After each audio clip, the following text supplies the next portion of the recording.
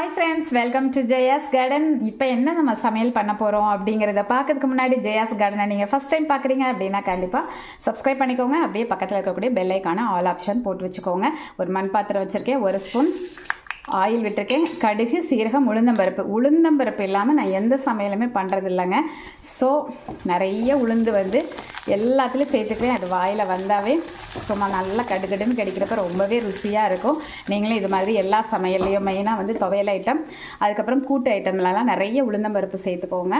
அது சுவையை அதிகப்படுத்தும். ரெண்டாவது, உளுந்தெல்லாம் நம்ம இட்லி தோசைக்கு மட்டும் தானங்க சாப்பிட்றோம். இந்த மாதிரிலாம் அதிகமாக நம்ம சேர்த்துக்கும் போது உளுந்து சாப்பிட்டா நல்லது பார்த்தீங்களா. அதனால தான் உளுந்தை இந்த மாதிரி அதிகமாக நான் சேர்த்துக்கிறேன். நல்லா பொரிஞ்சிருச்சா. இப்போ நம்ம கருவேப்பிலை போட்டுக்கலாம். சின்ன வெங்காயம் ஒரு 10 சின்ன வெங்காயம் பொரிசாக கட் பண்ணி போட்டுக்கோங்க, சரிங்களா. இப்போ ஒரு விஷயம் உங்ககிட்ட சொல்லியே ஆகணுங்க. அந்த வெங்காயம் வதக்க முன்னாடி நான் அதை சொல்லி முடிச்சிடலான்னு நினைக்கிறேன். அதாவது நிறைய பேர் என்னோடய ஃப்ரெண்ட்ஸ் அண்ட் ரிலேட்டிவ்ஸு கொலீக்ஸ் எல்லாம் பேசிக்கும் போது இன்றைக்கி என்ன குழம்பு வைக்கிறதுனே தெரில, நைட்டெல்லாம் யோசிச்சிருக்கேன், காலையில் என்ன வைக்கனே தெரில, ரசம் வச்சு அப்படிலாம் சொல்லுவாங்க. சாம்பார், புளிக்குழம்பு, ரசம், குருமா, இதை தவிர வேறு என்னங்க இருக்குது அப்படிம்பாங்க. நம்மளோட சேனலில் ப்ளேலிஸ்ட்லேயே கிடக்குதுங்க, செக் பண்ணி பாருங்கள். ஏகப்பட்ட குழம்புங்க. வருஷம் முழுக்க ஒரு குழம்பு வச்சிங்கன்னா இன்னொரு குழம்பு திரும்ப நீங்கள் வைக்கவே வேணாம், அந்த அளவுக்கு குழம்பு போட்டிருக்கேன். ஆனால் எங்கள் வீட்டில் அத்தனை குழம்பையும் ரெகுலராக அதை குழம்பு தான் வைக்கணும் அப்படிங்கிறதெல்லாம் கிடையாதுங்க. அதெல்லாம் ஒரு நாள் வச்சோன்னா இன்னொரு நாள் அதை வைக்க மாட்டோம். அந்த அளவுக்கு அடுத்தடுத்து ஏதாவது புதுசாக ட்ரை பண்ணிக்கிட்டே இருப்பேன்னு வச்சுக்கோங்களேன்.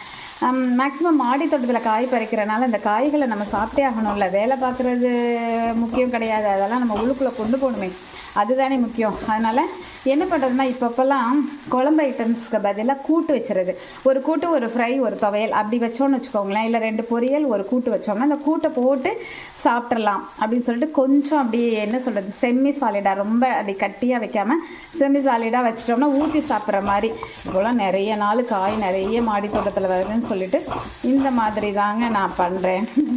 இன்றைக்கி என்ன காயில் நம்ம சமைக்க போகிறோம் அப்படின்னா தக்காளி பழம் தானேங்க. நம்ம கூட்டெல்லாம் வச்சு கேள்விப்பட்டிருப்பீங்க. தக்காளி காயில் அவியல் வைப்போம்ல, மிக்ஸ்டு வெஜிடபிள் அவியல், அதில் போட்டால் ரொம்ப நல்லாயிருக்கும். தனியாக இதை மட்டும் அவியல் செஞ்சால் நல்லாயிருக்கும். அதுக்கப்புறம் பருப்பு போட்டு கூட்டு வச்சா இப்படி போட்டும் சாப்பிட்டுக்கலாம். சப்பாத்திக்கு சைடிஷாக சாப்பிட்லாம், இட்லி தோசைக்கு நல்லாயிருக்கும். சும்மா போட்டு சாப்பிட்டுட்டு அப்பளம் வச்சு கூட சாப்பிட்டுக்கலாம். அப்புறம் எங்களை மாதிரி குழம்பு மாதிரி கூட நீங்கள் சாப்பிட்டுக்கலாம். இந்த மாதிரி நல்லா வதக்கிக்கிட்டேன்னா அப்புறம் உப்பு போட்டுக்கலாம். காரத்துக்கு தேவையான அளவு மிளகாய் பொடி போட்டுக்கிட்டேன். இப்போ நல்ல மஞ்சள் பொடியும் உப்பும் போட்டு வேக வச்ச, ஓப்பனில் வேக வச்சேங்க. நீங்கள் இதில் வேக வச்சிடக்கூடாது. அது என்ன சொல்கிறது, குக்கரில் வேக வச்சிங்கன்னா எப்படி இருக்கும், பிசு பிசு பிசு பிசு கொலன்னு இந்த பாசிப்பருப்பு நல்லாவே இருக்காது. அந்த மாதிரி வேக வச்சு செஞ்சிடாதீங்க, இந்த கூட்டு நல்லாவே இருக்காதுங்க. ஓப்பனில் வேக வச்சு இந்த மாதிரி இருக்கணும். அதுக்கப்புறம் தேவையான அளவுக்கு வாட்டரை விட்டு, சாரி ஃப்ரெண்ட்ஸ் கீழே வைக்கிறேன்னு சொல்லிட்டு டொமன் போட்டுட்டேன், வேகட்டும் காமிக்கிறேன்.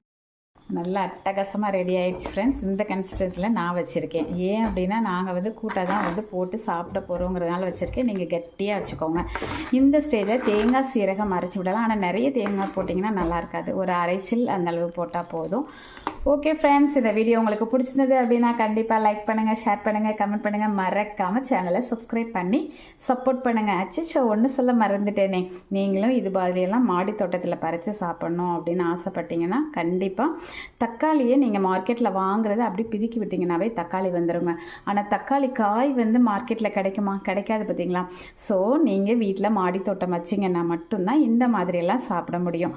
ஓகேவா? நாளையிலேருந்து நீங்கள் மாடி தோட்டம் வைக்க ஆரம்பிச்சிடுவீங்களா? வீட்டுக்கு தேவையான 4-5 காய்கறி, கீரை மட்டுமாவது வச்சு ஆர்கானிக்காக சாப்பிட பாருங்கள். Okay, bye friends, thanks for வாட்சிங்.